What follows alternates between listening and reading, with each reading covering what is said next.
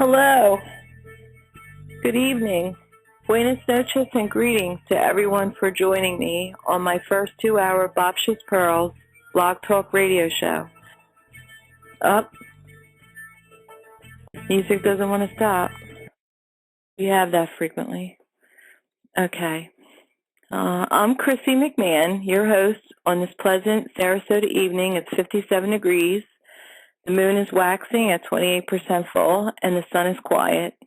I want to start the show by acknowledging the Tucson, Arizona Congresswoman Gabrielle Gifford and her critical injuries and the others who were killed. I would like to ask that everyone listening send their healing light and forgiveness to those involved and affected by this tragedy. Only love heals. Thank you all for your continued good intentions, and love is greatly needed, and it works miracles. And I would now like to give you a brief rundown on what I've been following in my last show concerning the mass deaths of the birds, fish, tortoise, crabs, and doves reported on the mainstream media.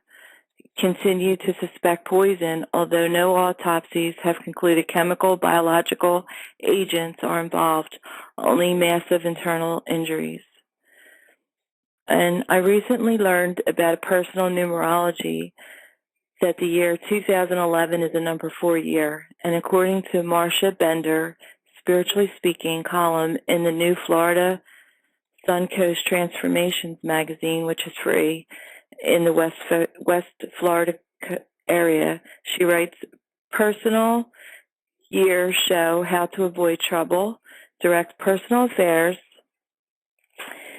and get the best from experiences. You can check out her website at metaphysicswithmarcia.com. That's one word, metaphysicswithmarcia.com. And you can check out numerology on that link. And tonight, without further ado, we have a very special guest for this 2-hour format. Tonight, my special guest is Andrew Norton Weber, an artist who I met in Vilcabamba, Ecuador, at the 1020 Utopia 2010 conference, where he discussed distilled liquids and their effect on organic creatures. And tonight, he is going to give a brief presentation about what he's learned about distilled liquids and their effect on our health. And I believe that this information is so important that I'm asking that everybody share this information. I've posted it on my Facebook at Chrissy McMahon on Facebook, and posting all the links that he's sending me here on this link to Blog Talk Radio, Babcha's Pearls. For his archive will be available here anytime to review. So I'm going to ask Andrew now to give us a brief bio about himself, and he can start his conversation whenever he's ready. Andrew, are you there? Yeah, Chrissy, how you doing? Hi, I'm going to take you off speaker. Hold on. Okay. Go ahead. Hey, thanks for having me on. Like you, I want to send out this message with love to everybody.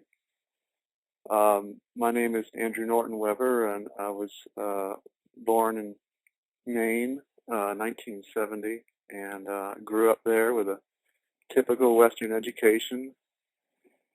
And somewhere along the way, I started making art, and I've continued to do that.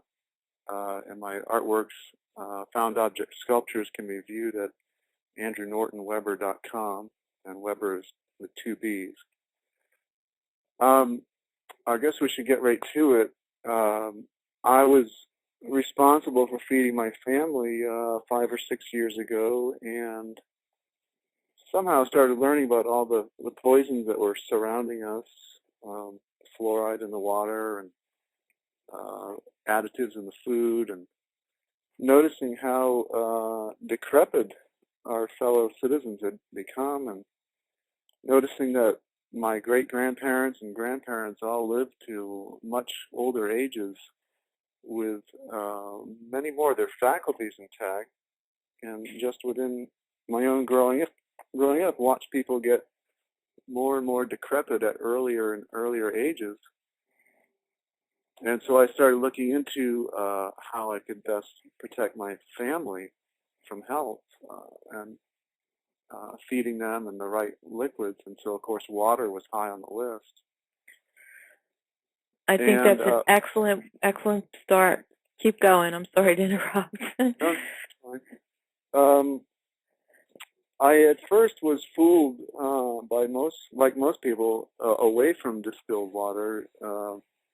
There was a theme out there that it would leach minerals from the body, and it was visually you were given the description that say it would leach the calcium out of your bones, and you would fall apart literally and crumple to the floor.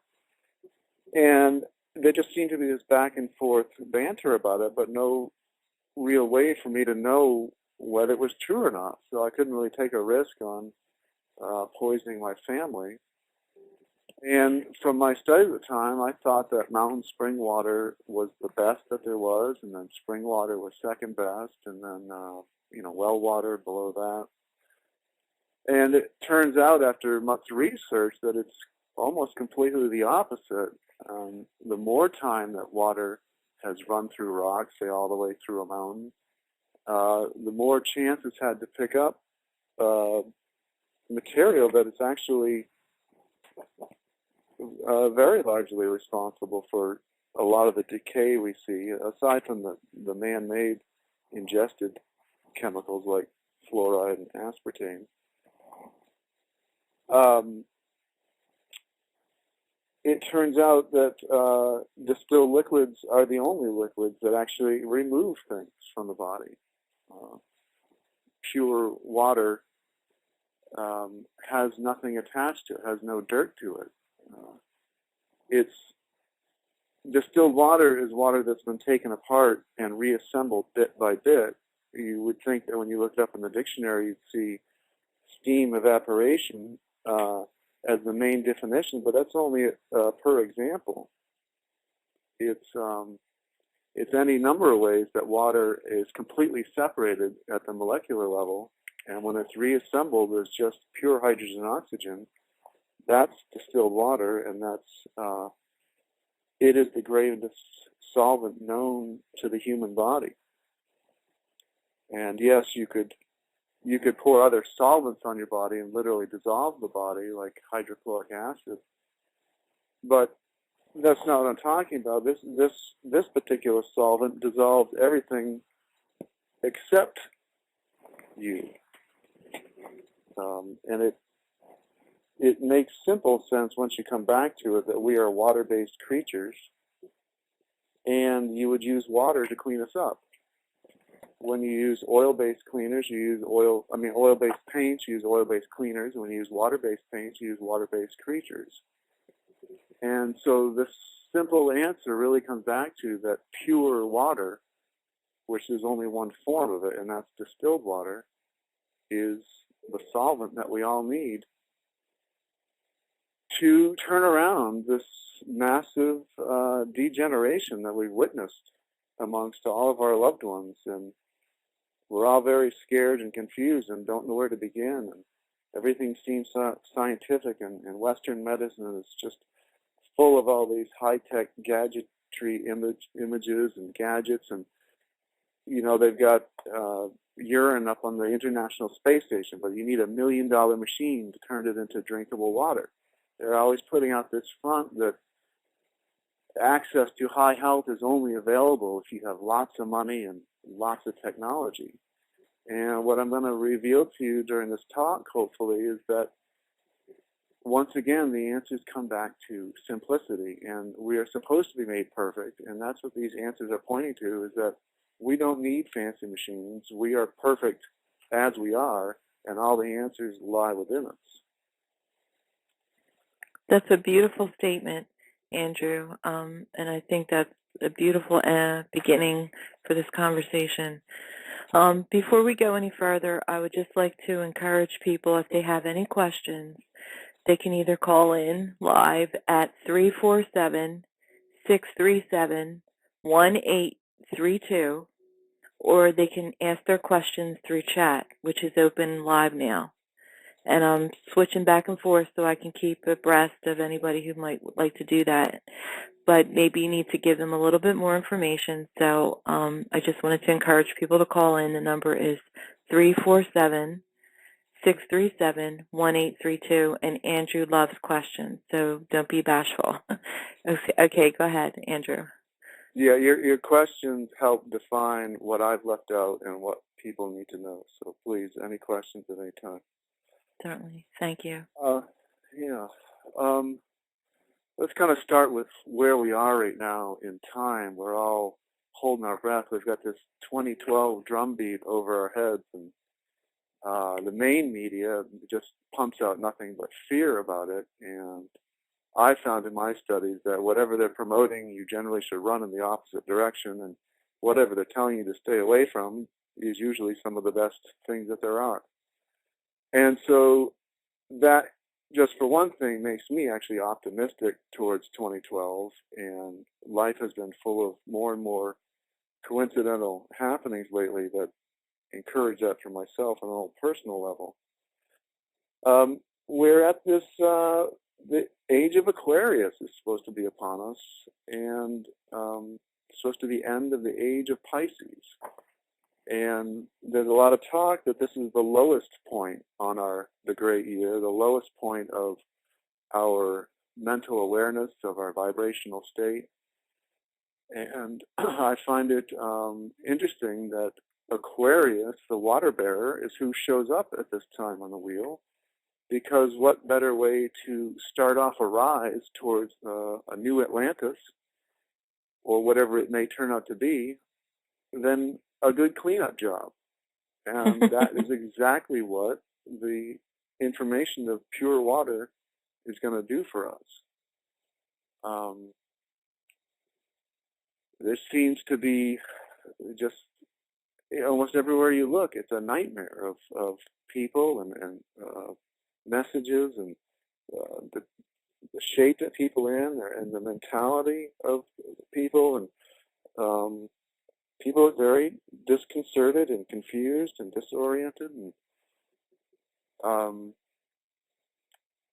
something as simple as pure water is going to be where we need to start. So I appreciate Aquarius showing up. I think the age of Pisces is finally over, and let us rejoice in the age of Aquarius, a new beginning and a new chance to create the new dimension. There's also talk that water is the lubricant between dimensions. I don't know if you've ever heard that before. And that no, I don't think I have. Yeah, I heard Leonard Horowitz talking about that, and I've seen it a couple of other places. And that rang with me as well, again, about this Pisces-Aquarius split, because this is supposed to be a time when we make a shift to a new dimension or a new vibrational rate. And what do we have showing up? Water. And water is the lubricant between dimensions. So here we go. Whether it's all just coincidental or not, it makes for good poetry. Yeah. So we'll go with that. And you're speaking so eloquently. I'm just so honored. This is amazing. But wait till you get to the real meat of what you're trying to say here. This is just absolutely wonderful. Thank you, Andrew. I'm very honored that you're taking the time to share this with us. So I don't want to keep interrupting, but I'm just in awe. Go ahead. Thank you. And thank you too for you filmed this me down in Ecuador, and you are likewise having the courage to speak out and put this out there, and it's resonating with you, and so it's making you feel comfortable. It's resonating with me, so it's making me feel comfortable to speak, and I hope everybody else can feel this as we relay this information. Yes, I believe there's an opening for this now. People are very interested.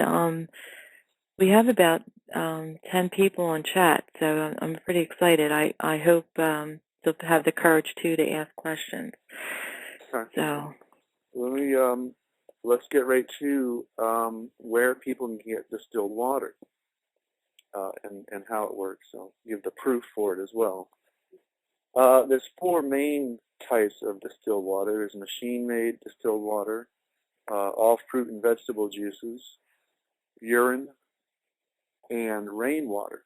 The second half of a rainstorm, it's all distilled water, but the first half generally clears the skies and it becomes undistilled by the time it falls. And the second half is distilled water, although I'm not sure with the chemtrails now what state it's in when it finally reaches the ground. So that's where you can get them, but let me more define distilled. It took me a while to figure out what they were talking about, and if you put the link up to Dr. Handley's paper on your radio page there, he made the point about that distilled water is the most molecularly unstable water there is. And when he said that, it finally clicked for me what distilled means. It's unstilled, meaning it used to be still, and now it's not still. And so when I say it's the fastest water there is, I'm kind of relating it to surface tension.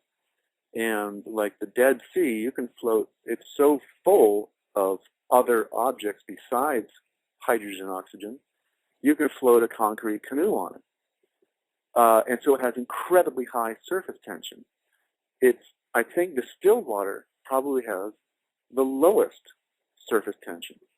And that's what they mean by it's molecularly unstable. It doesn't have all these different little particles attached to it. And so when you drink it into your body, it goes everywhere with no resistance because there's no little parts to it making it scratchier and slow down and have a lot of texture and friction. And you'll find that if you haven't ever drank distilled water, if you quickly put down a pound of it, 16 ounces, you'll feel something akin to a hot flash or some internal heat, or some people feel literally a bead of sweat on their back and front. And we all know that when we sweat, that's a detox reaction. And what that is showing you is how fast that this water cuts through you. So I'll get back to more about the hot flash later. People have to know whether or not they can drink it, first of all, because when you do look it up, you'll run into the same thing that fooled me 5 or 6 years ago, which is, oh gosh, it might leach minerals from the body. Well, this is an on-purpose fake science campaign to keep you away from it because it's so simple. And this knowledge is worth trillions of dollars and massive amounts of power if you keep it away from people. And so there's these incomplete arguments out there, like the WHO. If you look up them in distilled water, and even most people, when you ask them, what do they know about distilled water, they'll generally say, oh, no, don't, because it'll leach minerals from the body. And where they're largely getting that from is the WHO's paper that says plainly, do not drink distilled water because it will leach minerals from the body. And a couple of sentences later, they throw in, and by the way, you should add fluoride to your water as well. So if anybody is hip to how poisonous sodium fluoride is, you know where that paper is coming from. It doesn't make sense. It's who would recommend fluoride. You should be suspicious of them telling you not to drink distilled water. But still, you don't have any proof. It just says that. And what they're leaving out is that it's scientifically known that there's 2 types of minerals.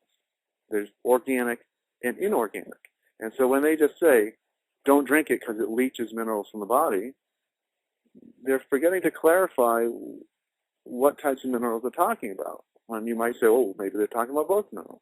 Well, there is proof for that, and there is a proof to forever put that question to rest.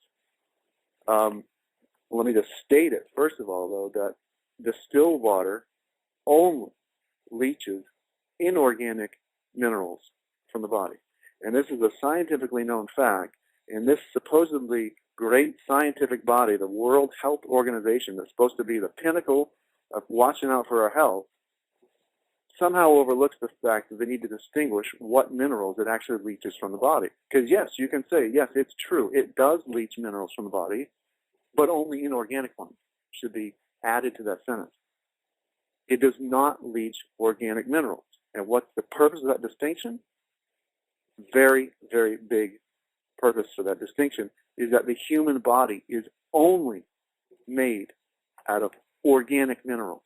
There is zero position and or zero use for inorganic minerals in the body. So sodium fluoride, just for starters, is an inorganic mineral. What's it doing in our drinking water? Let alone how poison it is. Just the fact that it's inorganic says that it has no use to the body.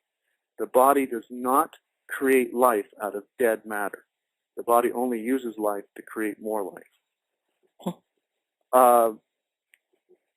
And so I am in a rare position to have the proof to argue about distilled water because of having studied the whole world of urine therapy for 5 years. That was something I learned early on. A yogi that I was talking to, I was peppering him like a human Google machine, trying to figure out how to save my family, asking about everything, the herbs, the gems, and raw food, and on and on and on. And I was out of questions, and at the end of it, he finally goes, you know, you can drink your urine and cure just about anything. And I was like, what? And he goes, yeah, look up urine therapy. And that term right there, if anybody wants to start their own search, that's what you punch into either Amazon or Google. And it's all right there. But if you never know to search for it, you'll never find it. I have personally collected from all over the planet over 20 books on urine therapy. And they're from Australia, Germany, India, England, America. I know there's Japanese and Asian books. I just have never bought one. But they're all very small, and because the instructions are pretty simple, you drink it fresh and only when it's fresh, and you bathe in it once a day. And if you're really sick and you're trying to reverse any disease, you go on a fast of just urine. And what you start to notice over and over again when you read all these case studies, and I've personally read and learned about over 1,000 of them. Each book might contain about 50 of them, but then there's just, the numerous people I've talked to over the years, my own experiences, other people have tried it because I've told them to, and they report back to me what happened. Without fail, over and over and over again, when people go on a 20 or 30-day urine fast, they lose 20 to 30 years in appearance. Not only do they vaporize cancer, tuberculosis, AIDS, leprosy, whatever you want to name it, it vaporizes that, but then reverses the body's age. And urine, like I said, is one of the 4 sources of distilled water. It is a well-known fact that urine is 95% water, when it's not just any kind of water, it's distilled water. And so the entire world of case histories of urine therapy can be used to prove to people that distilled water only leaches inorganic minerals from the body. A couple of very strong cases in point are arthritis and the whitening of the teeth. It is well known and documented throughout all these books that the application of urine compacts or compresses and or massages on the skin and combined with drinking it melts arthritis.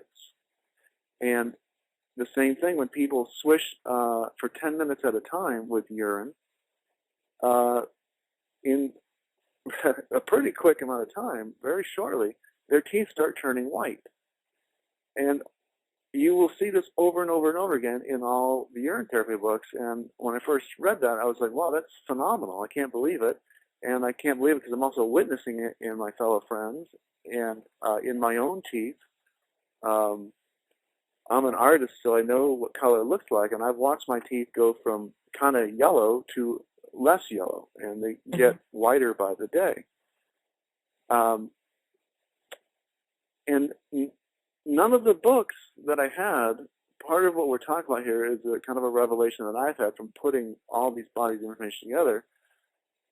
None of them explained how urine was doing these amazing things. but yet you knew it was because there were so many testimonials from all over the planet, and you see it in your own experiments. And the most I could figure out, even over 5 years, I think it's why I bought 20 books, because I kept trying to figure out how. And as I tried to tell people about it, they kept asking me, yeah, but why, how, isn't the waste product, on and on. And it really forced me to come up with answers if I was going to actually try to tell people about it. Yeah, Andrew, before you get into the how, I would really like you to talk more about the gestation part. I think it's real important for people to understand that how we start life, and there's a couple other things. If you could explain that, and maybe that will help people understand. We have this cultural, like, repulsion to any talk about urine as anything besides a waste product. Gotcha. And maybe you could get more into the mechanics of how that works too before you tell them like how to use it. Do you understand? Because I think I know that I've come up against the same resistance from people when I've tried to talk to them about the importance of urine therapy and how beneficial it is. But sometimes I guess I lead with the foot. I tell them the end of the story and don't tell them the beginning of it. And I think it might help culturally to understand where we come from. How do we start our lives, and how that the mechanics of the distillation process, how that works. Okay. Just to make sure you prompt me to come back to the teeth, because that's the proof of in our Certainly. But yeah, you're right. Explaining it, we've actually all floated in urine for 9 months will help people to understand where this is coming from. Mm-hmm. What you're referring to, the beginning of life, is the amniotic fluid is 95% urine, I don't know, 5% goo. But for the most part, for the first 3 months, it's your mom's urine, and for the remaining 6 months, it's your urine. And I use this to not only help people see that it creates life, but that it's also not a waste product. Because if it were a waste product, how is it possible that a fetus, even a zygote, from day one is floating in urine? And if it was a waste product, we wouldn't be growing in it for much more than a couple of days.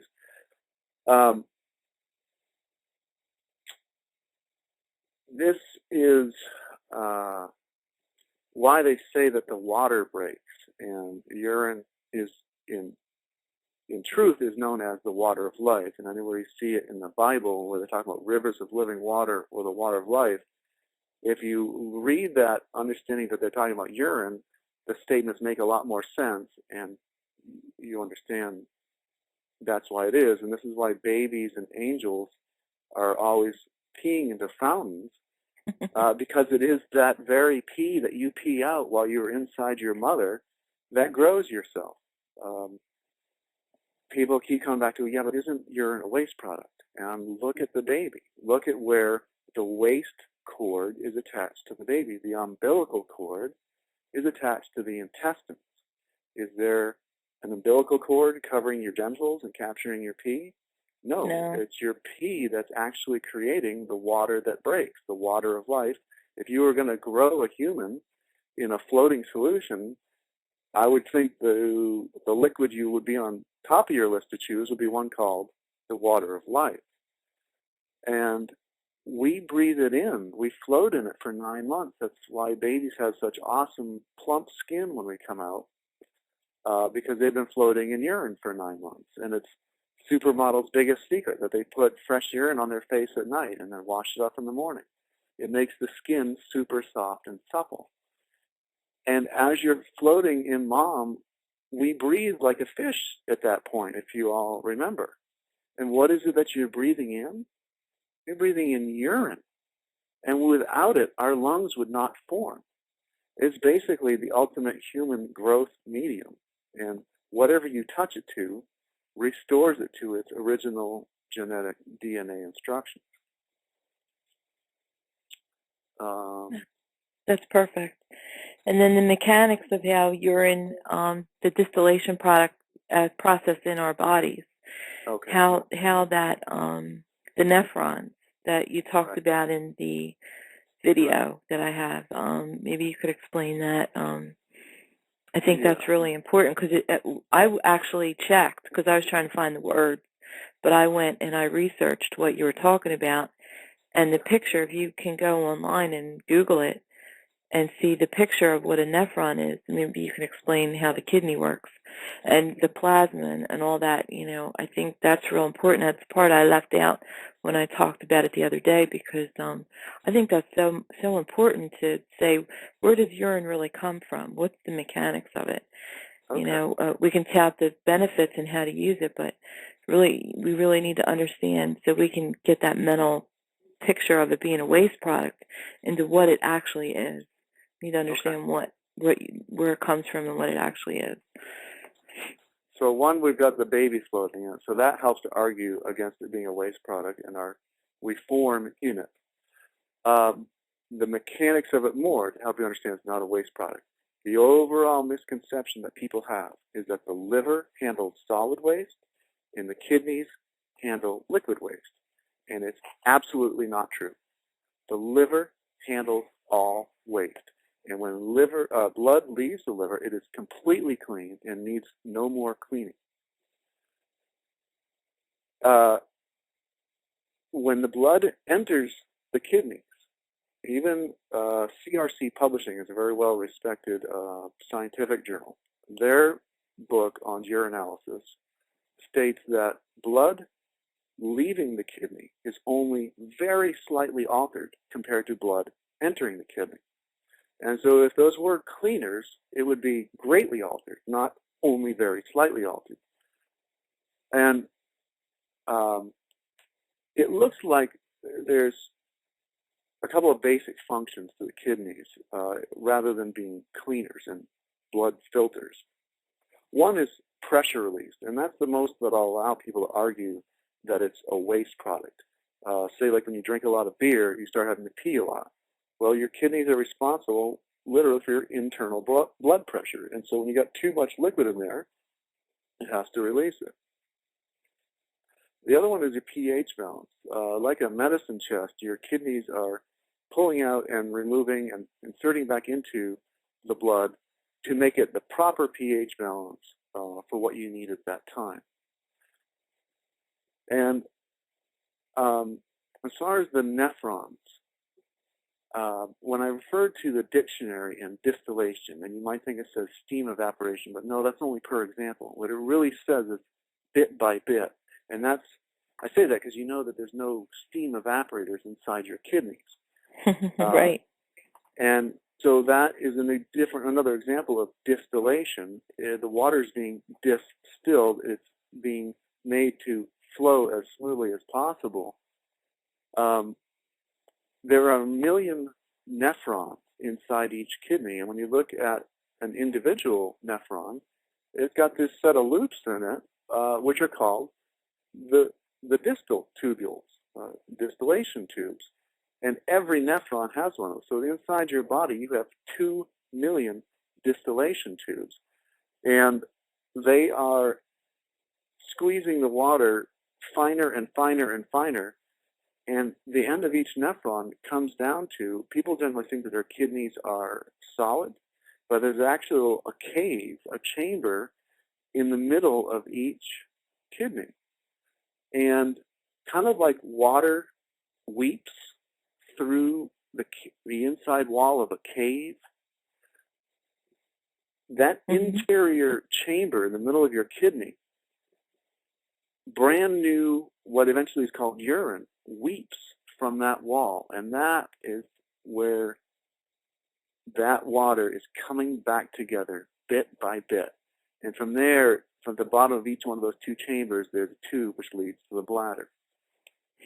And so your body is actually distilling water, and it's how your body is the only water that your body uses. So that should tip you off too.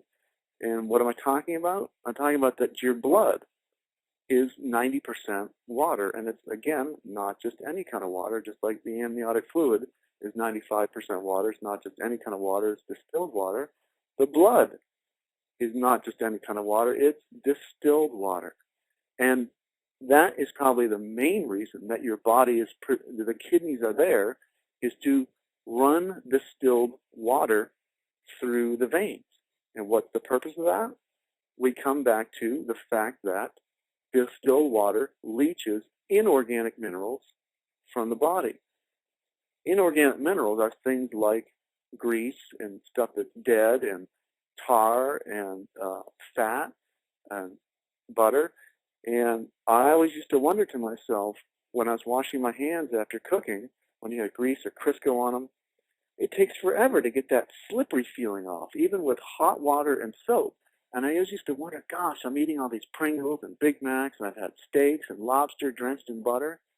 Mm-hmm. And I know there's hot water and there's no scrubbers inside my body. I was like, how is my body doing that? And when I finally started looking into distilled water, that's how it does it. The inorganic mineral breakup powers of distilled water is what keeps the blood flowing and liquid. And without it, we would seize up, real quickly. And well, okay, but people are getting older and dying anyways. But it's because we're taking in garbage at a rate faster than which the body can expel it. That is another simple equation for good health, is to take in garbage at a rate that's slower than the rate at which your body can expel it. And then you start to reverse the trend, and the body actually is always doing whatever it can to eject garbage. And distilled water is your body's number one source to keep you alive. Your bloodstream is the last bastion of safety. If it does not keep that highway moving, that's when you seize up and you die. And it's distilled water that's just pumping in and out of your heart all the time. And I think that's pretty good proof for the mechanics of it. Yes, it's awesome. Did you want to go back to talking about how to use distilled liquids, or maybe talk about alternatives to urine therapy, and how, like you talked about the different types of water, spring water, mountain water, well water, and maybe like to compare different types of distilled liquids to urine therapy? Okay. Let me, I think I should bring back the proof through arthritis and the whitening of the teeth. Yes, yes. When I just myself learned about distilled liquids about 7 or 8 months ago. Up until that time, I was still fooled and thought that mountain spring water is the best. And here at my house, we dug a well to get rid of fluoride, and we were drinking well water. And I read a book by a man named Hilton Hotema, Hotema, and he has many books, but one called Man's Higher Consciousness.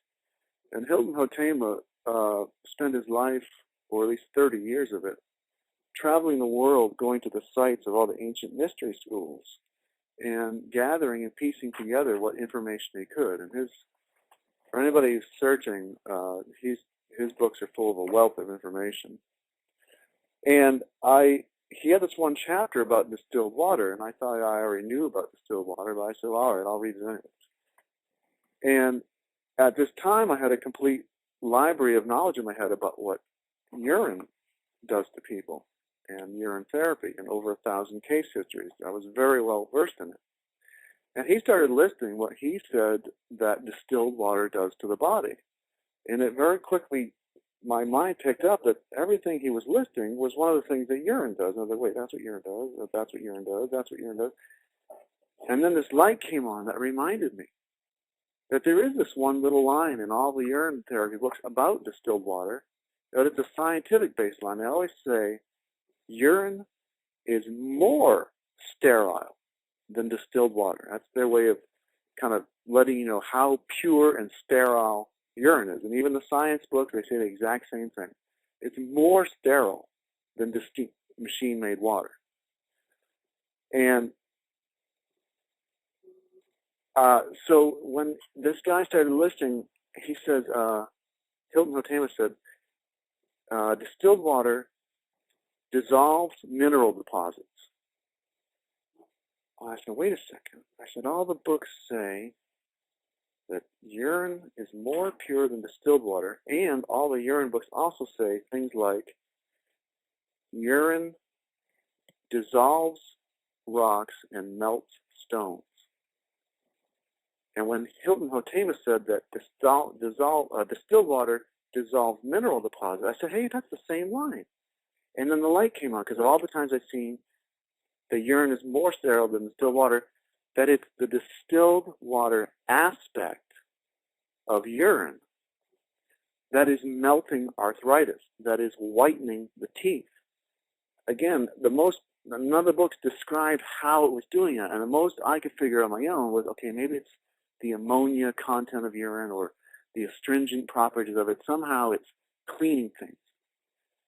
But then when I saw Hilton say that, and I got the WHO, who is a known entity against good health, telling us not to drink distilled water, and I put that together with that I've seen urine melt arthritis and cataracts and turn teeth whiter, it finally dawned on me that this is the proof that distilled water only leaches inorganic minerals from the body, because if it was leaching both, people's teeth wouldn't just get white, they'd start to dissolve. Mm-hmm. And that doesn't happen. People just become healthier and stronger than ever when they either cycle distilled liquids or urine through their body. And so I just throw that out to people. Go look at urine therapy yourself. And it doesn't necessarily mean that you've got to try it, but use it as a piece of evidence to help educate yourself. Because if you don't know this, you have to take a chance on whether or not distilled water is going to leach minerals from you and kill you. You know, aside from your bones breaking apart, they give you the other idea like it's going to leach all the potassium from you and you're going to have a heart attack. Or, you know, they just come out all different ways to scare you away from it. Right. And the whole case history of urine therapy proves it. And so the knowledge of distilled water was a gift to me after 5 years of trying to convince people, look, just drink your urine. You know, of course, it doesn't go over very well. Mm-hmm. And so now I can come here on this radio show and at the age of Aquarius and tell you that it's not just urine. It's distilled liquids. It's perfect water for these water-based creatures that we perfectly are, that is going to be the beginning of cleansing us out, of reversing all the genetic degeneration. Water contains the memory of who we are and of everything that the universe is. And you start cycling pure water through you, whether it's machine-made or fruit juices or urine or rainwater, this is the beginning. This is the knowledge that we're all looking for, and it's within everybody's grasp. You don't need big, expensive machines. You don't need giant hospitals. This puts the information right in front of us to cure ourselves. You can go on, if you just want to take in coconut water, that's a distilled liquid. Orange juice. One of my case studies I read was about a girl who didn't even know anything about urine. It wasn't even part of the case study. She drank nothing but fresh squeezed orange juice for 6 months. Nothing but. And she was overweight, she was sickly, she was depressed, her skin looked terrible.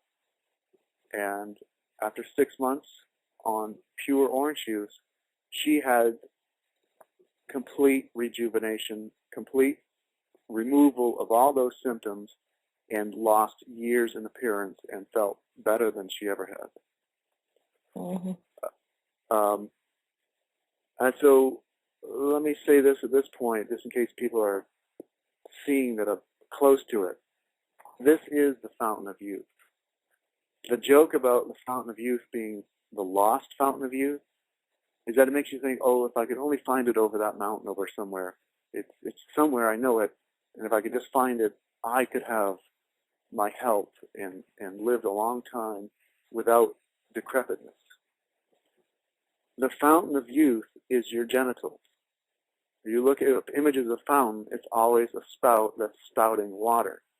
And your bladder is the pool that the fountain draws from. And this explains, again, come back to the cherubs always peeing in the fountain. That's exactly what that's symbolizing. It's the water of life. It's the fountain of youth. And we all have it with us wherever we are. And the knowledge of distilled water is a gift because it means it's not just urine, because we've been so programmed against it, even for the most highest vibrating people that might be listening to this or be told about it. We have been brainwashed so hard, it is very hard to do it. Mm-hmm. But distilled water and or fruit juice and or rainwater are three options that will have the same or almost the same effect on you as urine. I'm not sure if I would promote rainwater, but right, yeah, I know that the natural process of natural rain, not induced or manipulated rain, has the distilled water effect. But the rain that is falling consequently all over the earth, I don't think there's a place on earth that isn't impacted by chemtrails and weather modifications. So I would not recommend rainwater. That would not be something I would encourage people to drink, although we're drinking water out of the tap, which is full of fluoride and other medications and stuff that people are flushing down the toilet. But that's another topic maybe for another discussion. But I just wanted to say rainwater, on the Dr. Handley's paper that I mentioned, the other important part of his paper is that he looks at a study done in the 1800s, or based on the 1800s, that when people used to drink rainwater and then made the switch to city waters or tap waters, there was a direct correlation between people getting off of rainwater and the rise of heart attacks.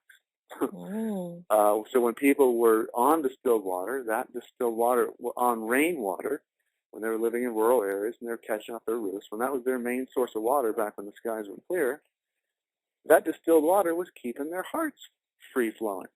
And as people got off of distilled water and got into this terrible, slow, still water, they started having the heart attack rates just shot up in direct correlation. That's amazing. That's real important. These facts that you're coming up with, it all can be researched and it all can be proven. So I think that's like the biggest argument is that there are correlations that prove historically the damaging effect of the water that we drink that's processed through our civic water systems, and the fluoride that's added, and just what they're doing with the modification of rain and everything. It's just the increase of all the health problems that we've had, even in just the last 20 years. The health effects that have been detrimental, and the increase in all kinds of problems just show. The rainwater thing to segue into the important other fact that people need to know. Everybody's aware of the symbiotic relationship that we have with plants as far as oxygen, carbon dioxide exchange. But most people are unaware that there's another one that works, has the same pattern of that's what we use and they don't use. And it's, again, comes back to minerals. Plants only ingest inorganic minerals.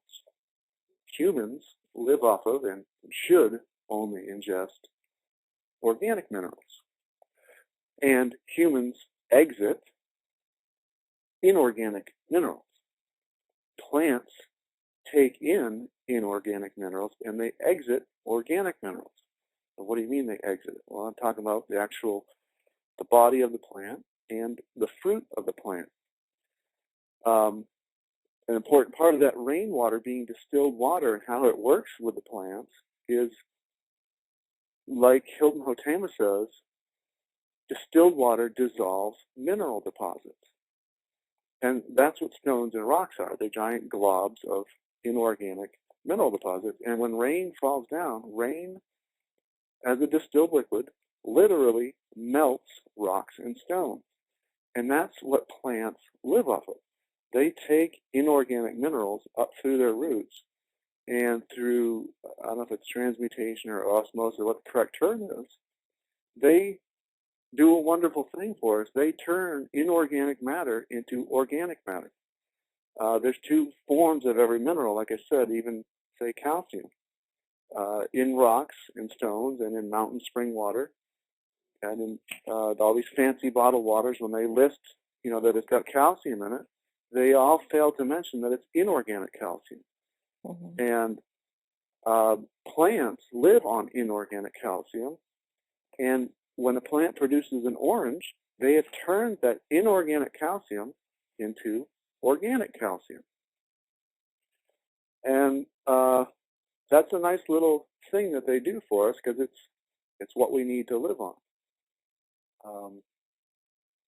And that's where the whole raw food movement is. You could boil it down to, well, boil is the wrong term, but they're trying to get people to not turn their live food, their organic food, and I don't mean organic as in the style of farming, just the fact that it's alive.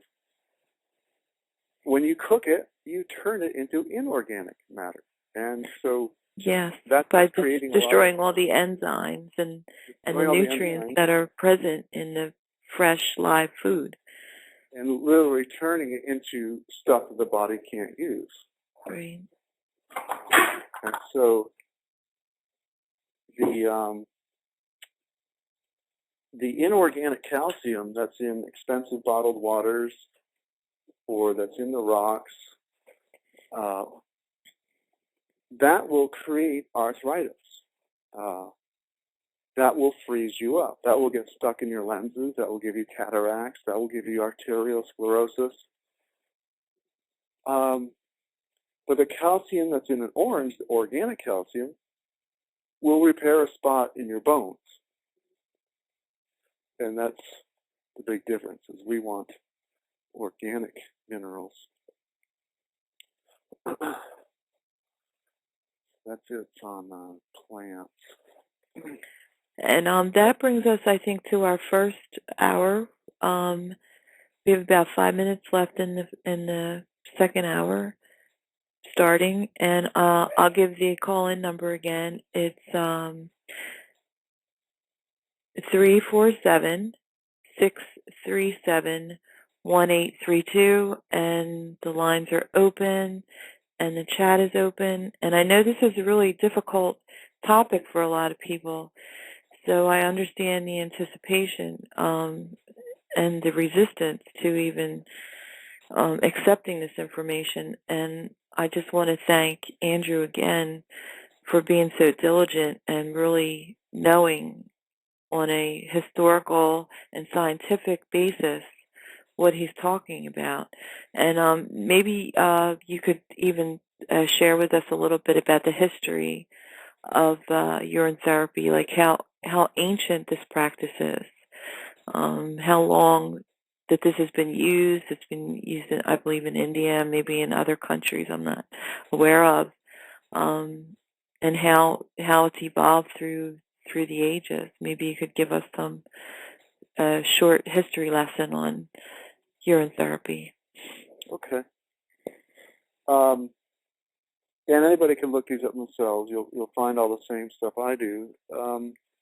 Two of the oldest documents I know of is there's an Egyptian papyrus called the Water of Life, and it's at least 6,000 years old, and it's only 10 verses, but it's basically telling you that the first one says to bathe with it and drink it, and one of the most telling lines for me that I found most appealing, especially for where we are in this time, is out of 10 sentences about it, one of them was devoted to that the water of life will open and reveal the hidden senses. And that immediately spoke to me that, obviously is talking about more than just the five senses.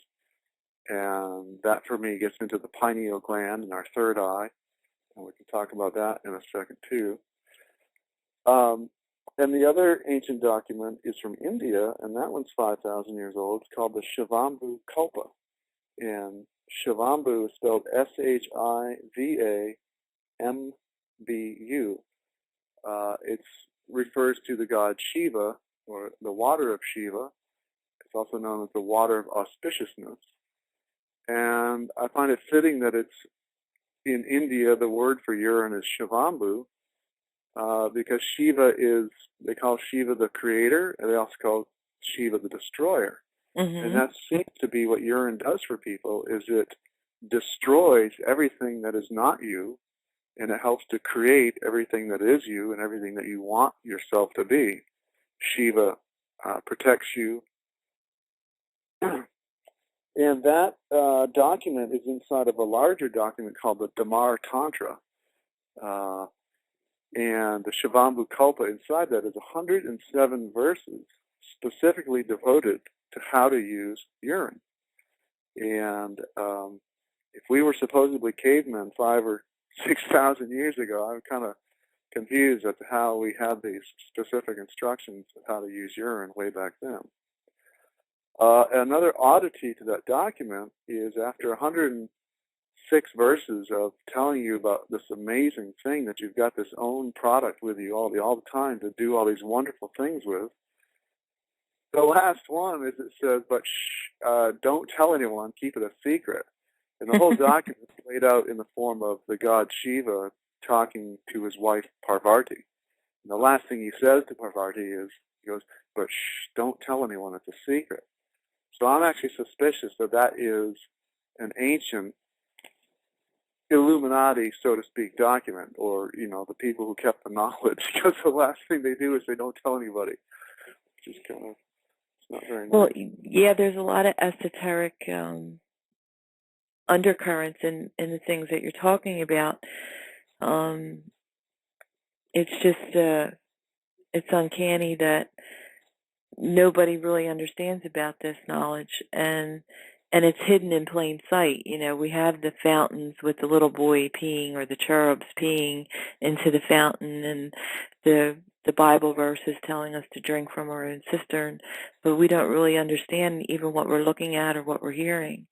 We think it's some, special water from God, or, God's going to anoint us with something that we can't comprehend, and when it all comes down to, it's all coming from inside. I went to meet with my group yesterday, and one of the things that just came out, I didn't even think about it before I said it, but at this time we're supposed to go inward. We're supposed to listen to our own selves and not seek out a guru, or go to climb a mountain and try to find this mystical person to tell you what you're supposed to do, but go inward and seek within ourselves what the truth is. And then it hit me while I'm promoting, your talk and your information, that I'm saying, in the same breath, this is something that's coming from inside of us. It's our own urine, and that's what we keep hearing. I was like, the message is being given to us, but we're not hearing it, we're not seeing it, we're not understanding it, because we haven't been given the information that we need to decode it. It's like a secret code, and maybe, I don't know. I don't understand why everybody shouldn't have the knowledge, except for what is said, that this is a slave race, and it's only meant for the aristocracy, or the slave owners, or however you want to say it. But I don't want it to be a derogatory or negative slant on the conversation. I want to say that this is the great revealing with Pluto and all these other things. Shiva, destroying the blocks the things that are blocking us from having the truth, and the truth is being revealed to us because now we're ready to hear it, or, now we need to hear it. So this is beautiful. I just think this is wonderful, and I hope the people who are listening can appreciate the value of what you're sharing with them, because this is knowledge that even on a materialistic, mechanistic level that most people live in our society, I don't have the fear. When I left Vilcabamba, I no longer had the fear after your talk of what was going to happen when food ran out, or people were rioting in the streets, or whatever that they think that's going to happen at 2012 or beyond. That I knew when I was in the midst of our conference that I was going to be safe, and that I had a way to keep my family safe and to share, and I had something that I had to share with other people. So that maybe that's why I got this 2-hour special. So I don't really want to talk. I really want to hear you talk, because you're so eloquent, and everything you're saying is so important. So I'll just keep promoting you and encouraging you, because I love this stuff. This is awesome. Thank you so much, Andrew. Yeah, it feels very timely. I also find another funny correlation that Aquarius, the water bearer, is shown as bearing a pitcher of water, and Shiva, too, is the main image of him, is he's always holding a golden bowl. And I always wondered what that was, but now I know it's in the bowl. And I find it funny that these two water gods are coming back at this exact point in time when we could use a cleanup. For those who are frustrated with a calcified pineal gland, I know as I researched fluoride, I cringed when I saw those Nazi scientists saying, "You let me put a man on fluoride for 1 year, and he'll never be the same." And for a while, that was my biggest nemesis. I was like, how am I going to get around that? Because I suffered the effects of fluoride poisoning myself. Had a lot of ADD symptoms my whole life. Had, middle-class family. I had all the advantages. I should have had great grades, but I just couldn't study or concentrate. And I always knew it wasn't my fault because I wasn't trying to do it. It just was like very uncomfortable to focus. To the point it felt like drudgery. And so I would always rather play with the pencil sharpener on my desk than try to put all these sentences and words together. My mind kept getting distracted. And I think it'll help people to know that fluoride rips apart your DNA. The double-twisted helix shape of your DNA, that little ladder rung going up there, those are hydrogen bonds. And fluoride literally dissolves the hydrogen bonds, and your double-twisted helix shape unravels and untwists. And that same coiled shape, when you take apart any radio, the antenna, the wires are wrapped in that same double-twisted helix shape, and every piece of DNA, which is inside every cell you have, is literally a radio antenna transmitter receiver, and that's what's broadcasting your aura. And when you hear a good piece of news and you feel this rush of elation, you feel it ripple through your body, it's that signal being broadcast from one piece of DNA to another. And when you hear a bad piece of news and you feel low, that same information is traveling across all those radio bands. And so that's how your thoughts and your actions largely communicate across your whole sense of oneness. And when you have ADD, those signals or thoughts that were supposed to be traveling up that radio antenna, well, if the antenna is unraveled halfway up it, those thoughts get shot out to the side. And as you were traveling to the workshop room with the tape measure in your hand, you were going to go do something, you might get to the workshop room and have no clue of why you're there or what you're going to do because you forgot it halfway along the way. And people think you're lazy or stupid or, just a retard. And I would say the derogatory way of saying what fluoride does to people is it makes them lazy. But a more succinct way of saying it is that it diminishes their desire to fight for their life. And that's why fluoride is in there. That's evident. Yeah. And That's a distinct statement, what you just said. That just signifies everything that's going on, why people are not doing anything, or they appear not to be doing anything besides they're overwhelmed trying to live their life. They can't. yeah. They can't be fight for themselves, stand up for themselves. Right. And when you see if people don't want to look up sodium fluoride, I'm sure most people listening know about this, but for those that don't, look up Nazi history, and you'll immediately see that it was in the forefront of their plans. They used sodium fluoride in the gulags and the concentration camps and the ghettos because it makes it easy to kill people. And when you see the videos of people marching into the ovens to go get burned, they've all got their heads down and they're marching orderly. I know that if you or I were in a camp and they were marching us toward the oven, we'd be rattling the cages. But what you are watching in those videos is super fluoridated people. They put it, they put it in our water at 1 part per million, but they put it in that water at much higher parts because they really wanted to clamp those people down. Yeah, but it doesn't matter today because it's in the water, and then the water gets sprayed onto the produce and watered the animals, and it's so concentrated because it's in everything. There isn't anything that fluoride isn't in today. It's not just in our water. It's in everything. Except for distilled liquid. Distilled liquid, yes. Yay. And another thing about fluoride is it purposely, coming back to the pineal gland, it targets the pineal gland. When they do autopsies on people in fluoridated countries, they have fluoride in most parts of their body at about 5 to 10 parts per million. But when they get to the pineal gland, it's 22,000 parts per million. Mm-hmm. And it goes there like a magnet.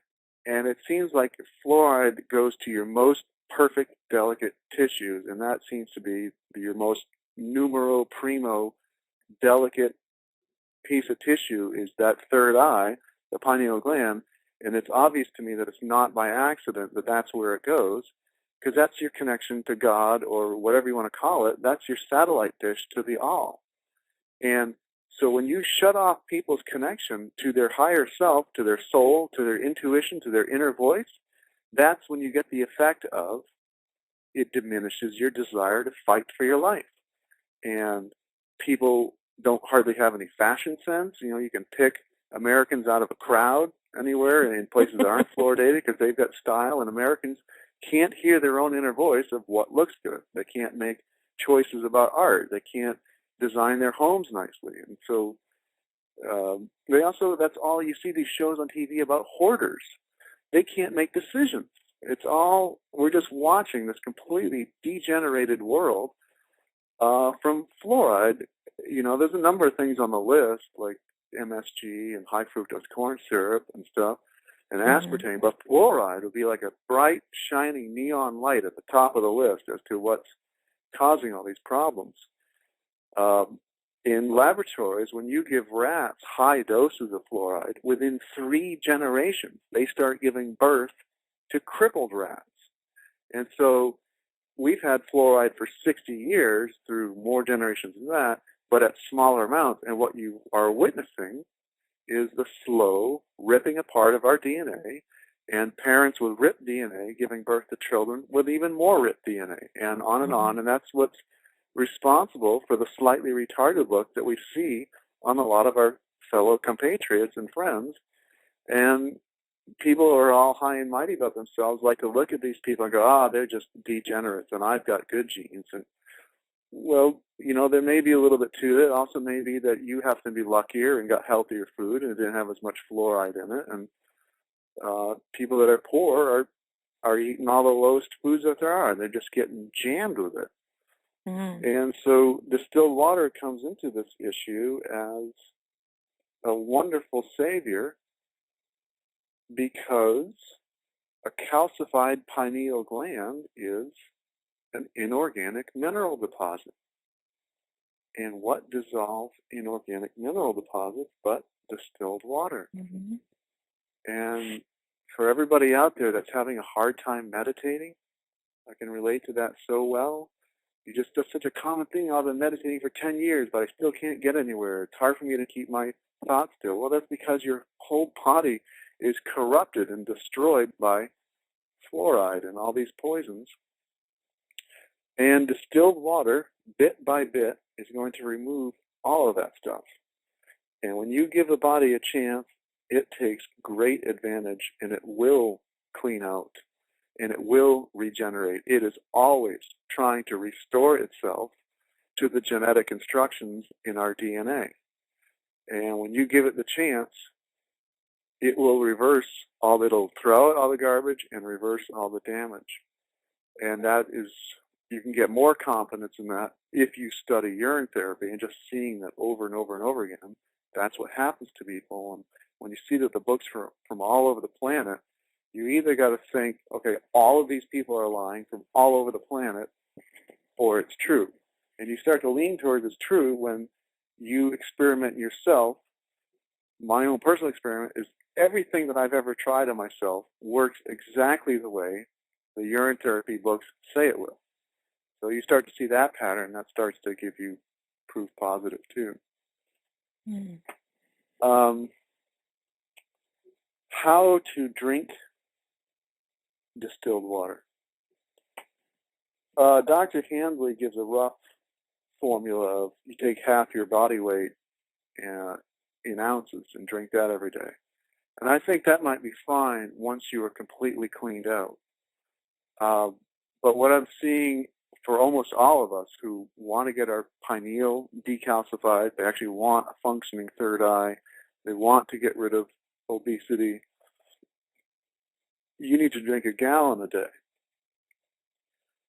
And there's a little trick. And I mentioned the hot flash earlier and drinking 1 pound of it. What I'd recommend to anybody that wants to clean out is to drink 1 gallon a day, but not just sipping it nilly-willy along throughout the day. Land 1 pound of it on an empty stomach, roughly, which is 16 ounces, 2 cups. A half a liter also is 473 milliliters, is 16 ounces. But roughly half a liter or 16 ounces. If you throw that down really quickly on an empty stomach, that is how you experience the hot flash or internal heating. And 8 times 16 is 128. And so if you do that 8 times a day, you'll put down 1 gallon a day. And it's just a convenient little math thing. It doesn't really matter if it's a full gallon or almost 1 gallon. But 7 or 8 times a day, get it down quickly. If you drink half of it, take a 5-second breather and get the other half down. The important thing is to create the correct internal pressure. You throw that pure water down there on an empty stomach, and it slices through everything that's not you. And you can experience that if you feel the internal heat or the hot flash. A way to do it is you have to get started early. Right when you wake up, throw down 1 pound of it. So I use the term pound to pound. I mean, pound it like you're trying to pound a beer or something. Chug it. Get it down quickly. Right when you wake up, 10 minutes before breakfast, halfway in between breakfast and lunch, 10 minutes before lunch, halfway in between lunch and dinner, 10 minutes before dinner, and then halfway in between dinner and bed, and then right before bed. If you do that, that's roughly 7 or 8 times a day. And the importance of throwing it down on an empty stomach is if there's all this food in there you've just eaten, it's going to hit that food and work on that first. But if your stomach is empty, it's going to go down there and bam, and literally put a shoulder of force. If you drink 1 pound, it's going to put 1 pound of internal pressure against everything that's not you, all the acids and inorganic minerals and crystals in your body. It's going to put force pressure on those, and that's what's going to create the internal heat and or literally a bead of sweat on your chest and down your back. If you don't feel it at first, keep trying it. I've found it's different for different people when they actually start to feel it affecting them that way. And, Okay. Yeah. I think it's real important for people to understand the uses of it, but maybe explain why it's so difficult to get past the smell of it. Like, how can somebody just like go today, and why would it be difficult for them to just go like after this interview and try to even drink a drop of their urine? Why, maybe you could talk a little bit. At that point to just machine-made distilled water, but that same knowledge can apply to whether it's coconut juice or orange juice or urine. And once you are okay with drinking urine, you'll find that in the mornings you pee out about a pound of it. And so it's actually kind of the body itself offers you the whole 8 glasses a day thing if you attempt to drink your pee every time you pee. Right. So I find that oddly coincidental. But the overall thing is the miseducation is what's going to keep everybody from drinking it. And I myself, as much as I know about it, I tend to drink it over sitting because sometimes I have a gag reflex still, and it's from all the conditioning. If we'd all been taught this when we were in first grade and, shown that it's acceptable and our parents did it, we wouldn't have that.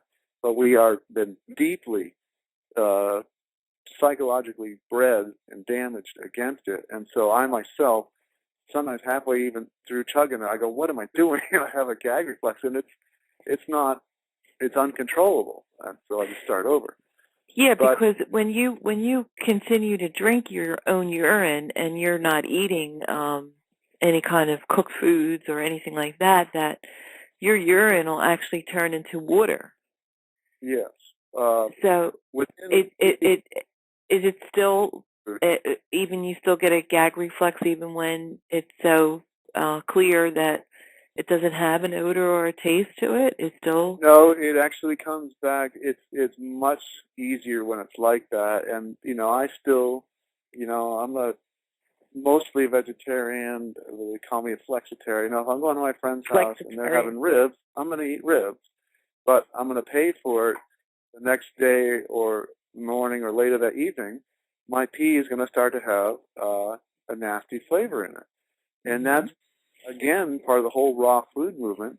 Cooked food is what's creating largely the unpalatable flavor of urine. People who only eat fruit, live fruit, they literally have coconut water flavored urine.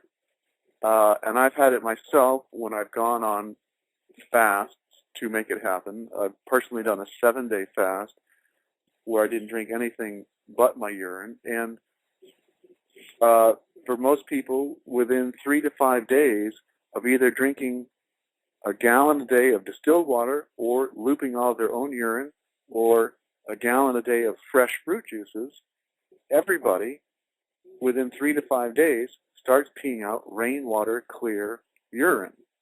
And so part of what I'm trying to tell you through this talk is that distilled water or the knowledge of distilled liquids is a crutch to get you to the point where you can stand the flavor of your own urine. You don't have to deal with it when it's nasty. If you've got the willpower and discipline to to go on fruits and juices first or just a pound of distilled water, you'll get to the rainwater clear urine state, and it's at the other end of the chart as far as being easy to drink. It actually becomes pleasurable to drink when it is clear and tastes sweet. And that's why they have babies peeing in the fountains, because it's symbolic that when you are freshly born, you are in your most cleanest state you've ever been in, and that's why babies smell sweet, and that is the state that we all have the ability to come back to. The only reason our pits stink and our feces smell is because we are full of rotting garbage. And once you clean all that out, and then you only start taking in live foods, you will have fresh-smelling breath. You will have, believe it or not, fresh-smelling feces and fresh-smelling urine. Well, here's another question, because I think it's really important. What if you go on, say, a 7-day fast or a 20-day fast of liquid or a 30-day fast of liquid? People talk about electrolytes and, aren't you going to, something damaging is going to happen to you. I know you're not a doctor, but on a scientific level, maybe you can speak to that, because that might be something that I know myself, that when I say I want to go on a 10-day liquid fast, I get a lot of resistance. And I don't know how to counter that. I haven't taken the time to research it, so maybe you can speak to that. Yeah. Well, I can say that myself, I've personally done 2 5-day fasts, and I went for 7 days with nothing but liquids, nothing but urine. And the other thing is all the case studies of anybody can do this themselves. And it's just, sheer volume of numbers of case studies will start to help you form your opinion one way or the other. When you look at what happens to people who fast, even if they don't know about urine, and or you look into the whole urine therapy world and you see what happens to people who fast over and over again for 30 days, or 100 days, or I've read, or 45 days. I've read many case studies into 40, 50, 70, 100 days. And not only, like I said, do these people vaporize the problem they were trying to attack, but they lose 20 to 30 years in appearance. And their hair starts growing back, their skin looks better, their eyesight comes back. Basically, if you were to write a movie script about what you would think would happen to 4 people if they actually found the fictional fountain of youth, they're getting younger and wrinkles going away and all that stuff, and gray hair turning black again, that is exactly what happens when people go on urine fasts and or distilled liquid fast, or like the girl on orange juice. So it's the distilled liquid.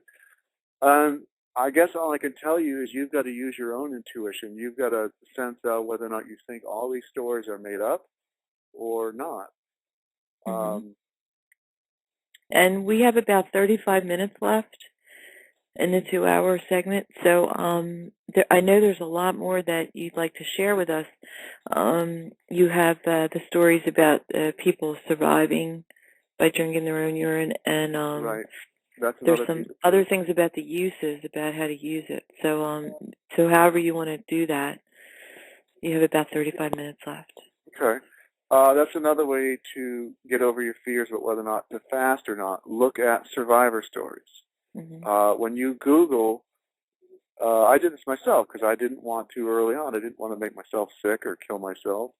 I Googled, man gets sick from drinking urine, or woman dies from drinking urine. And there's no hits out there for those stories. What the Google machine does pop up is man survives on island by drinking urine, or woman survives, earthquake rubble for however long. 2 men survive at sea, 13 days in a boat by drinking urine. And that was one of the video. Father and daughter were trapped on an island for months, and urine is what kept them alive. Not only do people survive the survival situation where there's no other food or water available, but when they're found, they're not all decrepit and on their hands and knees at their last moment. They're just like, hey, what's up? They're just like healthier than they've ever been. And talk a little bit too about the properties of urine. What is in it, the plasma and the nutrients and all that. Like maybe you can give a little rundown. Every vitamin known to man is in urine. It's like a massive multivitamin. There's 2,500 plus and counting ingredients in urine. Again, it's not only is it distilled water, but it's God-made, or whatever you want to call it, distilled water. So that's why they say it's more sterile than machine-made distilled water. So just going through a human once, that water is more perfect than machine-made distilled water.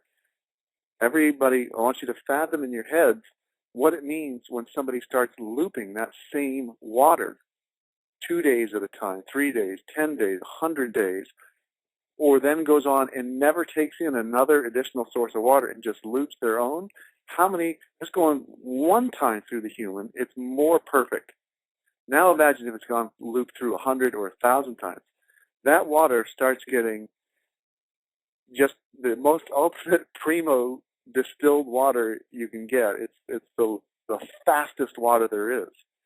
But wouldn't there be less of it because they're drinking it and they're using it up? How do you make urine if you're not putting other liquids into your body? It seems to be that the water, the whole body itself is like a condenser or an air condenser. The skin is breathing in and out all the time. You are breathing out in and out all the time, and moisture is coming in with your breath. Now, I don't know, if that's supposedly, I think it's my answer, how they spent 40 days and 40 nights in the desert. Nobody can carry 40 gallons of water on their back. You have your own water machine, your own distillation unit wherever you go. I mean, I don't know if if over 6 months in a completely dry environment, do you finally run out and you become a piece of stone yourself? I really don't. I haven't seen a case study to cover that. But I do know that people have gone for months at a time without ever taking in a new source of water. And I think it only speaks to our godliness and the perfect construction of these bodies. It means that we are meant to survive anywhere, and we don't need any particular herb from over in East Louisiana or this particular mineral that only comes from that rock up in Iceland. We are perfect creatures, and I think we could function here or at the equator of Mars or on the other side of the universe. I think this speaks to the sacred geometry and construction of these bodysuits that we are experiencing this reality in. What else? Oh, blood plasma. That's another thing. I mean, like I said, the blood is 90% water, and what I'm talking about there is blood plasma is urine. And when you draw blood out of somebody and let it settle in a tall test tube, I don't know if it takes a half an hour or what, but eventually it won't just be a red test tube. All the red particles, which are the blood platelets, will settle to the bottom, and the top entire, 80% of the test tube will be this yellowish clear liquid. And if you taste it, it oddly enough tastes exactly like urine. Wow. And they are one and the same, blood plasma and urine. And to tie that in also for this whole distilled liquids talk, and I was talking about all fruit and vegetable juices, coconut water and blood plasma are identical. So much so, it's a well-known fact, and everybody wants to look up coconuts and their history, that in World War II, in the Pacific Theater, both the Japanese and American sides, when they ran out of plasma to give to wounded soldiers, they would literally pick coconuts off trees, stick a tube in one end of the coconut, and the other end of the tube would go right into your vein. Mm. And I've never heard that before. Yeah, it's got the exact... They never had that on MASH. Yeah, right.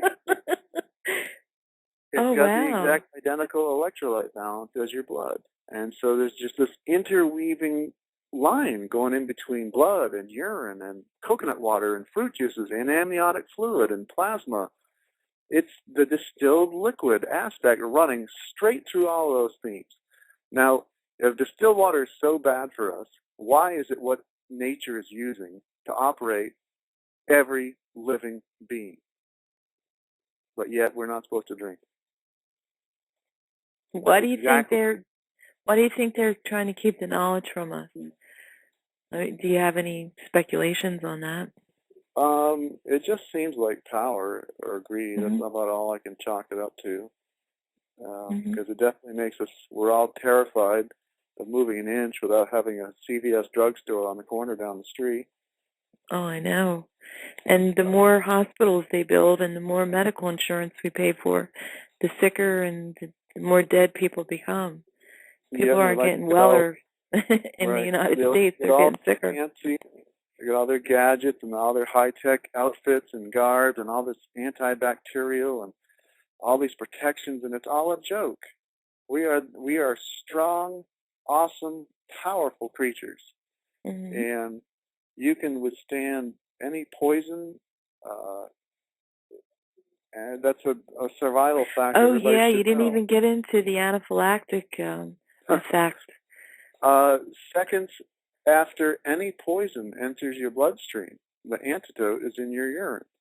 Whether it's, like I said, a black mamba or a coral snake or a tarantula or a black widow, all you have to do is pee out into your hands, about 15 seconds after you get bit, and the antidote is in your pee.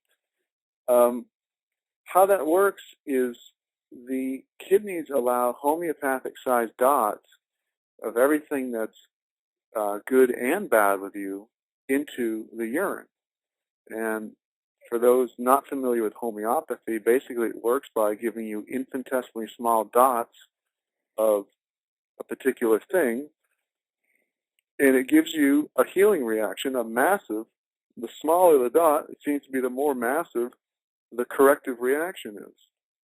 And in homeopathy, if you are stung by a bee and you're having an anaphylactic shock reaction, you look up and it'll say to take apis, which is bee poison. And they're telling you to take bee poison to counteract the reaction from bee poison. You're like, wait, that doesn't make any sense.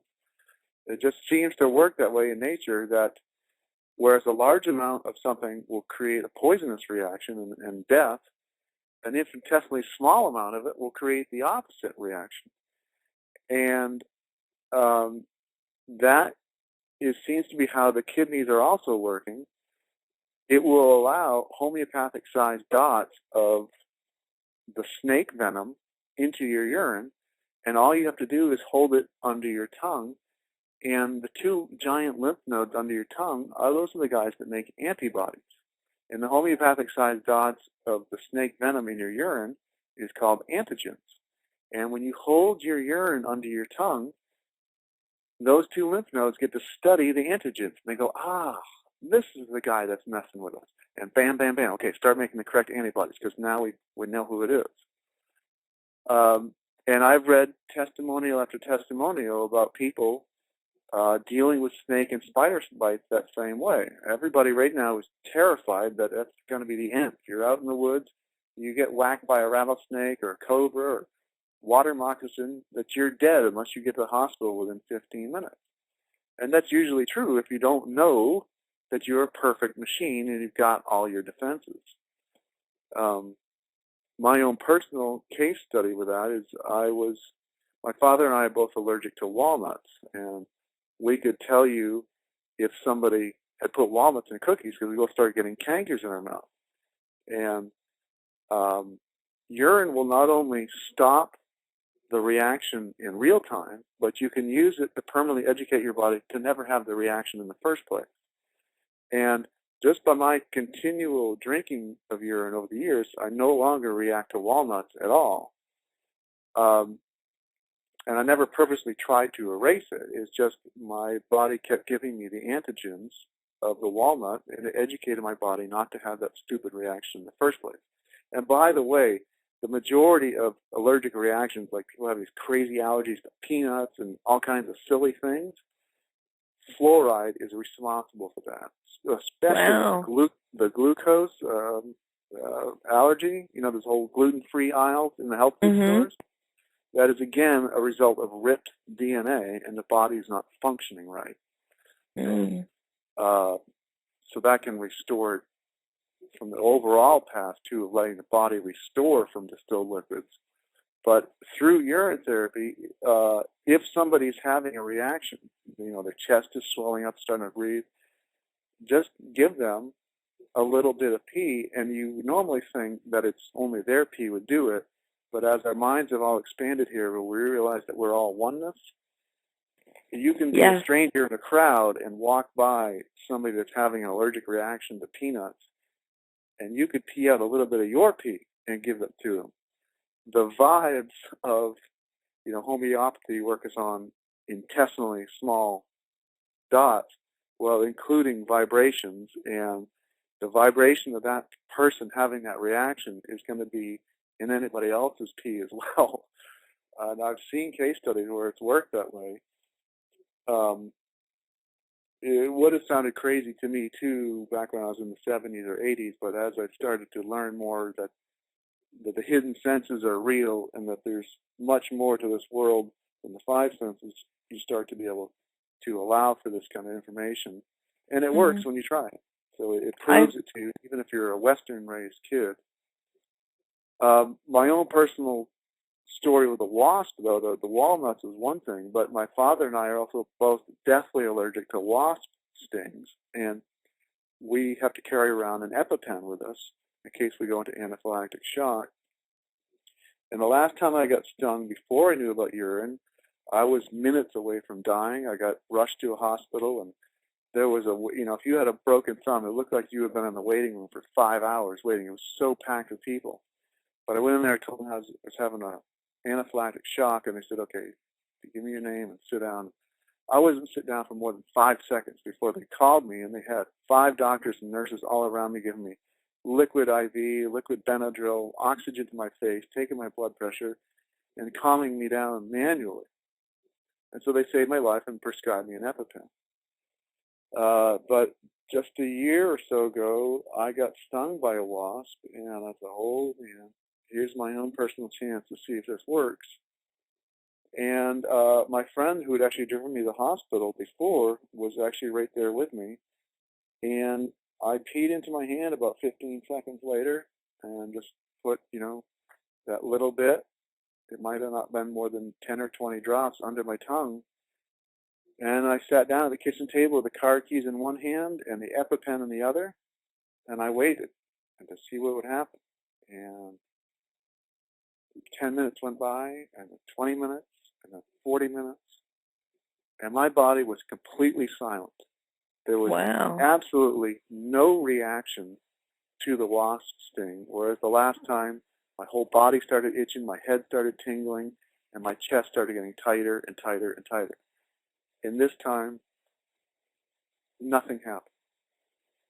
And the most I felt was 3 days later, I felt a slight itching sensation where the wound had been stung.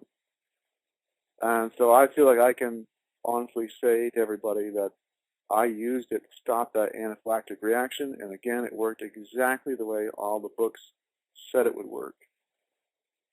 And there's no doubt that you were stung by a wasp. Yeah, I uncovered I was actually working in the same yard where I'd been stung before, and I was moving a log, and a whole swarm of wasps came up, and they were unmistakable. Oh, my. Great testimony. Yeah. We have about 20 minutes left, and I'm trying to think what you forgot to talk about. I guess we can go back to I know what I'm talking about. The detox. People start doing this. Right. If you start doing the gallon a day thing of distilled water, or you start pounding your own urine, some people this resonates with, they're just going to go for it because they're tired of being screwed over and they want results and they want to get better, and so some people are going to jump into it. If you do, be forewarned that this stuff does not mess around. When I tell you that this is the greatest solvent known to the human body, listen to what that means. You are going to start having the smelliest armpits you've ever had. Your feces is going to smell more foul than you could ever imagine. Your breath is going to get disgusting. And what that is that solvent is dissolving the decades-old crap that's inside you. And it depends on where the crap is. It'll come out in different places for different people. I know a friend of mine, she has breast cancer in her family history. And when she started doing this, lo and behold, and at 50 years old, she started getting sores on her breast. And so I think she, right then and there, in those few weeks of pounding distilled water, ejected future breast cancer. A lot of people start having feces that smells heavily of petroleum. And you're like, what is that? And it's all the plastic, petroleum, all the saran wrap our food's been wrapped in, all the times that mom microwaved our food with saran wrap over it, all the oil fumes we breathe in, all the gasoline fumes filling up, being in traffic. All this stuff is just holding and collecting inside us. and it's got to come out. And better out than in, right? And it doesn't last for long, but the detox reactions can be vomiting, diarrhea, rashes, flu-like symptoms, nausea. But know this, everybody, the body does not make mistakes. It is we, the captain of the ship, that can make mistakes in its guidance. If you give the body the chance to clean out and to reverse all this damage, it will take serious advantage of that. And on average, it seems like when somebody stops eating for one day, they lose about a year's worth of the destruction from eating. So hence, people go on a 20 to 30-day fast. On average, don't take my word for it, look up yourself, they lose 20 to 30 years in appearance. Now, of course, if you're 40, you can't lose 30 years in appearance. You're not going to become a 10-year-old child. But in general, the most people get reduced down to their 29, 25-year-old bright, vibrant version of themselves. And what all this research is showing is that we all have that ability to live in that state forever. I don't care if it's 150 years, 200 years, or 3,000 years. So far, Western science does not have one single reason for us to die. All the most they can come up with for aging is toxic overload. And that is what urine therapy and these case studies show you, is that when you allow the body the chance, it will reverse it. The fountain of youth is a real thing and has the ability to really do that. An important part to that is Dr. Alexis Carrel wrote a book called Man, the Unknown. And one of the things he did was take a bunch of earthworms and give them their regular diet. But every once in a while, this one particular earthworm he would pull out from the pack and he would fast it for a week or, a little bit of time. And he kept doing that periodically with that one same earthworm. That earthworm outlived 19 generations of its peers. If that had been a human, that would have been a 2,000-year-old man. That's amazing. Yeah. Okay. So this will clean you out. You will have detox reactions. This will allow your body to start functioning normally as you've always wanted it to. Another thing this will, like the reason that the Egyptian papyrus says that it will reveal the hidden senses, it will reveal to us something we've all never experienced. When you're when you're a baby, all of your glands, all of your senses, your 6th, 7th, 8th hidden senses, they're all functioning and alive. But you're not an adult. You're a baby. And so by the time you're an adult, your whole system's been shut down with mud, tar, and grease, and you don't have those delicate faculties alive and picking up all this perception. What you want to get to is the baby-like state in an adult body. And that's what this is the path to. But be forewarned, again, of the detox reaction. Don't let it fool you that you're getting sick. The body doesn't make mistakes. You give it a chance to eject garbage, and it is going to shovel the garbage out of you.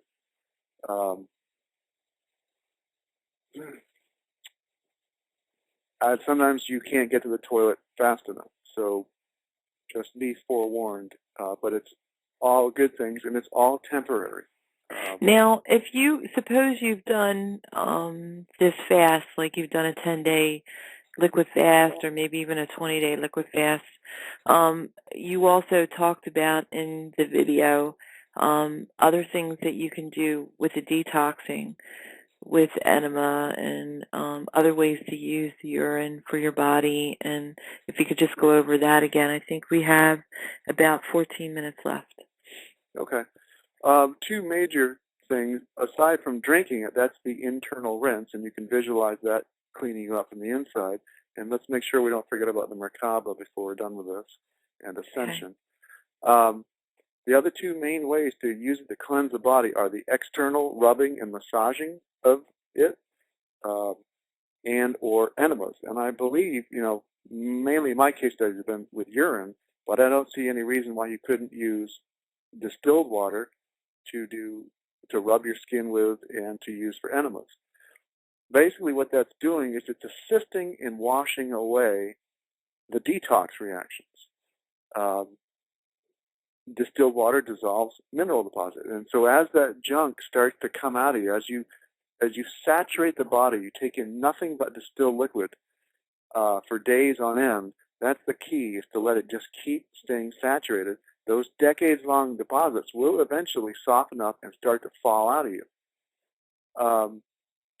And when they do, in all the urine therapy books, they recommend taking a bath in it once a day, and or do an enema. And the enema is coming at you from the other end of the alimentary canal. Your mouth, you dump it in, you drink it when it's fresh. That's coming in one end. You do enemas, and that's your biggest sewer pipe. And you'll notice in a lot of the books, let's say you've got lung cancer, and you look, okay, what do I do to start with urine therapy? And it'll say, first thing, do an enema. And you go, wait a second, I'm talking about my lungs, not the other end there. And what it's trying to get you to do is to clean out your biggest sewer pipe. And they talk about people having compacted matter in the folds of the large intestines. All that stuff is blocking you up. And if you do an enema and let distilled water or urine sit in there, it will start to dissolve and loosen the compacted matter from the folds of your large intestine.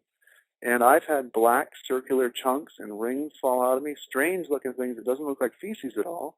But you go, aha, finally this stuff is coming out of me. And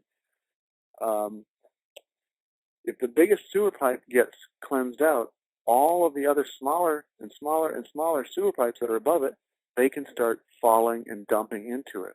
And so it sets off a chain reaction. You got lung cancer, you're clogged up there, you let the biggest sewer pipe empty out, then all the sewer pipes connected leading up to the lungs can start dumping out. And it just gets the whole system cleansed out.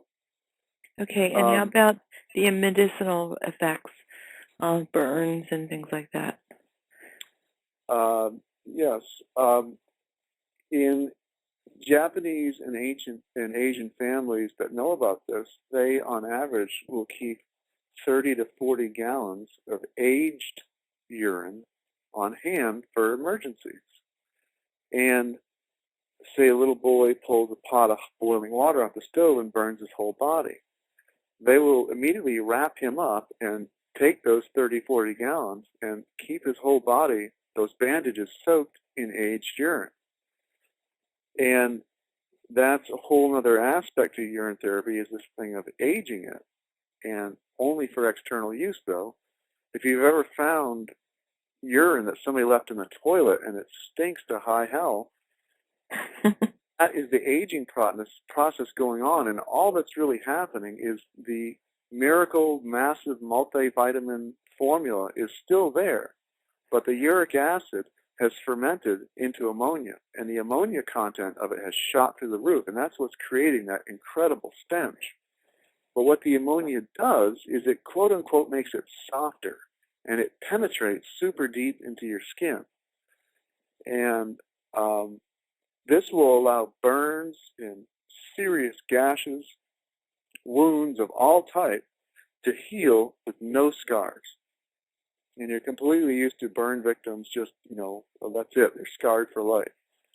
When burn victims are treated with aged urine, they heal with no scars. And that's, remember, go back to the baby, and that whatever urine touches returns it to its original genetic DNA instructions. And aged urine becomes like 100 to 1,000 times more, exponentially more powerful when you age it.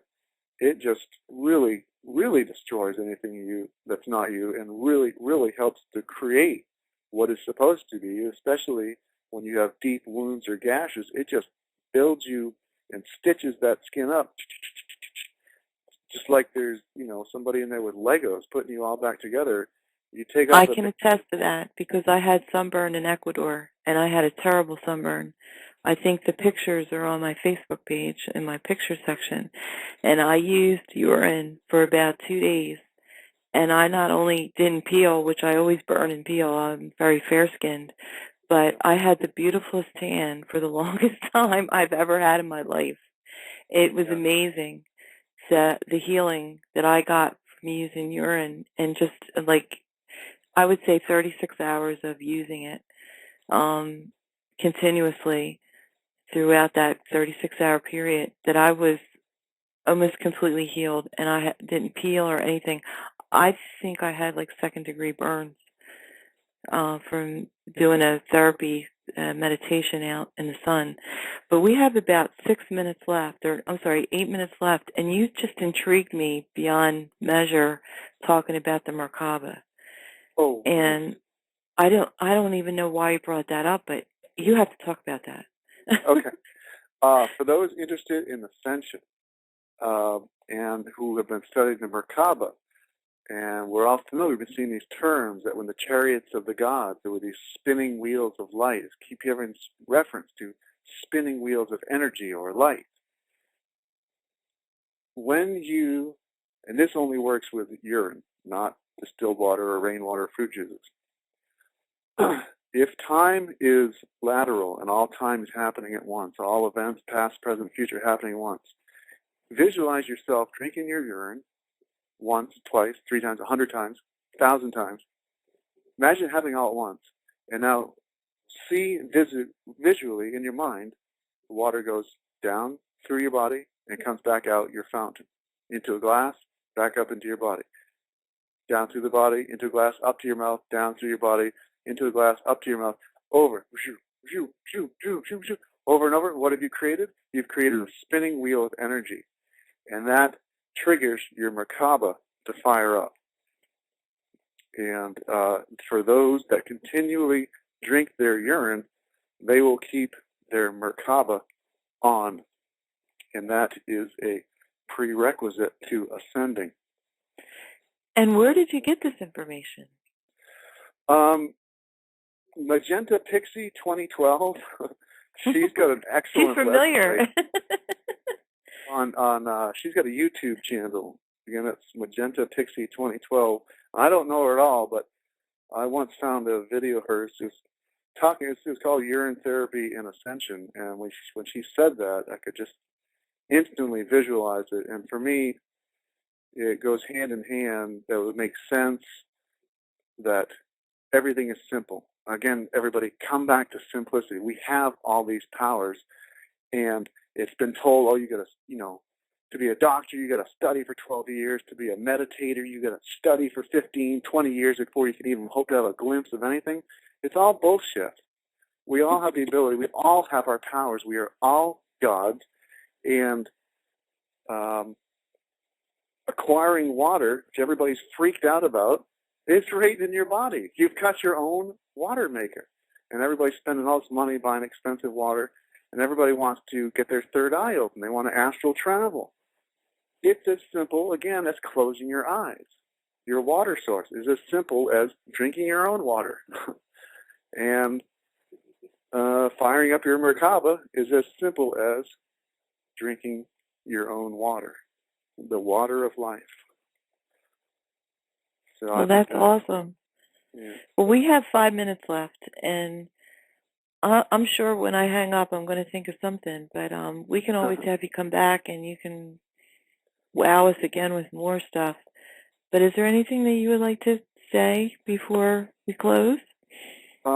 Just for those that are listening, that might, if we do happen to get a speech going in Sarasota, to tune into Chrissy for when that might be, and if that's going to happen. Yes, we're looking into, we have a community center here, and I'm going to call them tomorrow morning. But if worse comes to worse, I have a personal venue that we can use, and I'm not sure if I emailed you about that. But we have seating for about 20. If it gets bigger than that, there's going to be standing room only. But I do have this one thing I think would be great to end it with. If anybody looks on Amazon for a book called The Distilled Water Cure, there's one copy of it available for $27. It's used. But it comes from the Mazdaznan Association. That's Mazdaznan. And this guy that died in 1936 wrote this book. It's only 16 pages long, but it's called The Distilled Water Cure. And I have a copy of it right here. And it's got this great line in here, which it says, the great advantage of the water cure is that one need ask no question. One just takes it, and everything comes lay itself, so long as one resorts thereto. As a result of the water cure, and here it is, one begins to think for oneself instead of asking questions. One becomes a thinking human being.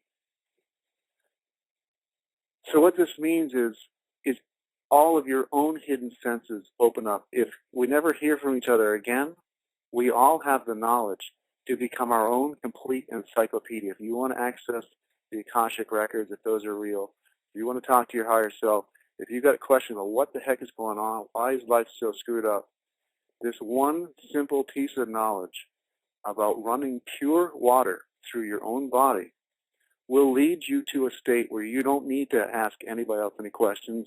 You don't need Chrissy and Andrew doing a radio show. We will all know exactly what we need to do. And again, for me, it resonates because it's simple and it makes sense that we have all the powers that we need to right within the own body suit that we are here operating in. So that line, one begins to think for oneself. Is that not what we could all use? Yes. Yes. And we have like a minute and a half left, and I just want to reaffirm that Andrew's given us a lot of links, and I've also linked the video that I made of him.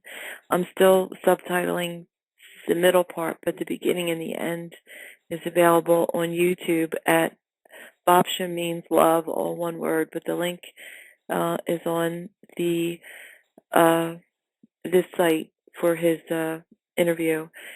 And this interview will remain in archives for anyone who wants to share it or listen to it again. Thank you, Andrew. I'm so grateful that I got to meet you and hear about this awesome information. And just going through this interview, I feel like I am accomplishing my goal here as a human being, that this is my purpose. And I'm so grateful that that you were helping me to fulfill that by sharing this wonderful information.